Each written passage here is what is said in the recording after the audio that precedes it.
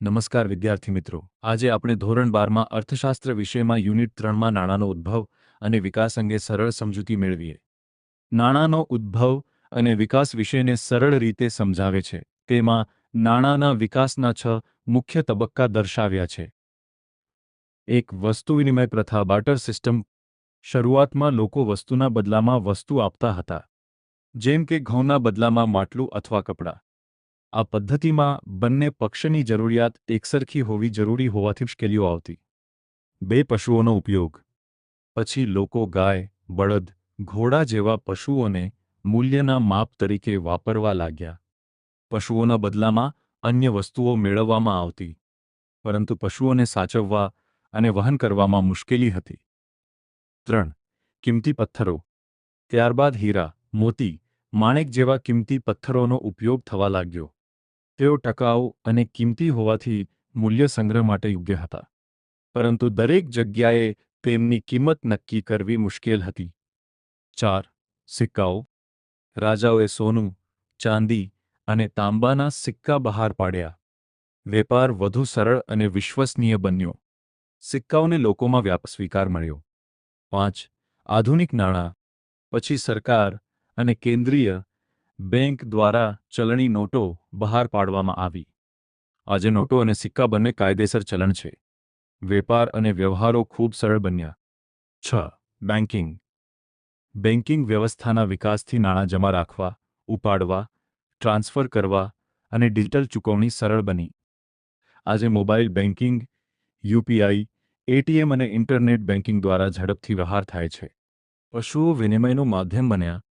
પશુઓ વિનિમયનું મહત્વનું માધ્યમ બન્યા કારણ કે તેઓ મૂલ્યવાન સંપત્તિ ગણાતા હતા. લોકો ગાય, ભેંસ, બળદ અને ઘોડા જેવા પશુઓનો ઉપયોગ માત્ર વસ્તુઓના વિનિમય માટે જ નહીં, પરંતુ સંપત્તિના સંગ્રહ તરીકે પણ કરતા હતા. જરૂરિયાત સમયે પશુઓ વેચીને અનાજ, કપડાં અથવા અન્ય વસ્તુઓ મેળવી શકાતી હતી. આથી વેપાર વસ્તુ વિનિમય પ્રથા કરતાં વધુ સરળ બન્યો. પશુઓની મર્યાદાઓ. પશુ બીમાર પડી શકે, તેથી તેનું મૂલ્ય ઘટે છે. લાંબા સમય સુધી સંગ્રહ મુશ્કેલ, મૃત્યુ પામી શકે છે. હેરફેર અઘરી, એક જગ્યાએથી બીજી જગ્યાએ લઈ જવામાં મુશ્કેલી પડે છે. જાળવણી ખર્ચાળ.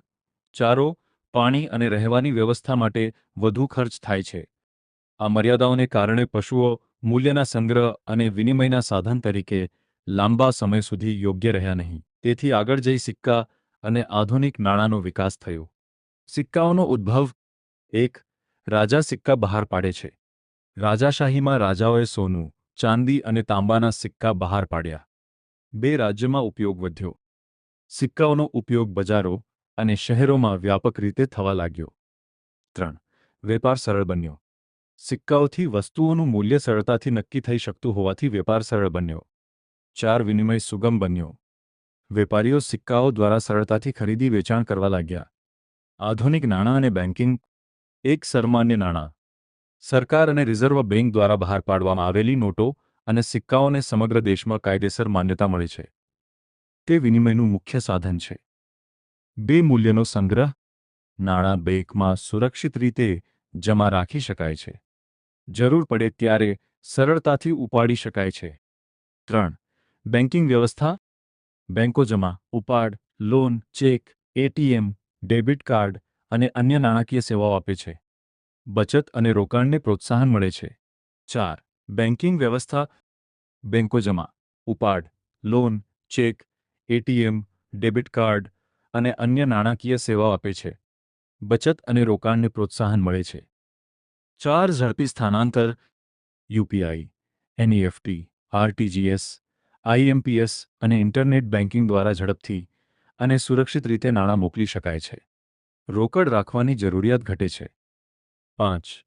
સહેલાઈભર્યો વ્યવહાર. મોબાઈલ અને ડિજિટલ પેમેન્ટ દ્વારા ગમે ત્યારે અને ગમે ત્યાં ચૂકવણી કરી શકાય છે. વેપાર, ઉદ્યોગ અને ઓનલાઈન ખરીદી વધુ સરળ બને છે. આધુનિક નાણાં અને બેન્કિંગ વ્યવસ્થાએ નાણાં સંગ્રહ, વિનિમય અને સ્થાનાંતર વધુ સરળ, ઝડપી, સુરક્ષિત અને વિશ્વસનીય બનાવ્યા છે.